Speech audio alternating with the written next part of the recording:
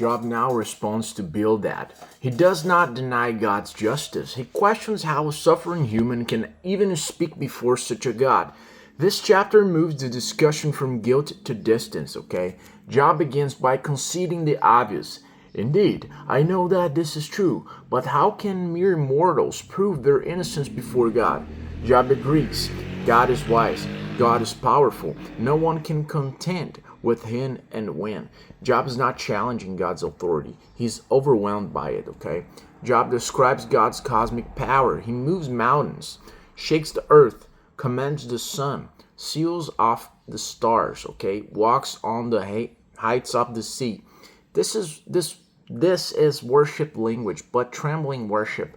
God's greatness feels terrifying when you're suffering, right? So Job says, God passes by, but he cannot see him. Acts without explanation. No one can stop him or question him.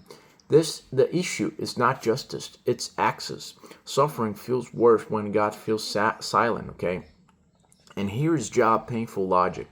Even if I were innocent, I wouldn't dare to speak. I wouldn't dare speak. My own mouth would condemn me. Why?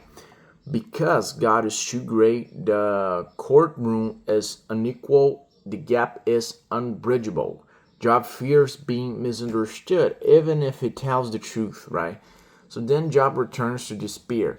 Life passes like a runner, like ships, like an eagle swooping down. Joy feels impossible. Hope slips away. Pain compresses life into fleeting, meaningless moments, okay? Job imagines trying to cleanse himself, washing with soap, scrubbing with lye. Still, God would plunge him back into filth, make him appear guilty. Job feels trapped, unable to defend himself, unable to clear his name.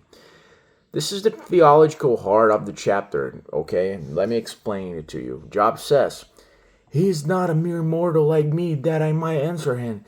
If only there were someone to mediate between us, someone to bring us together.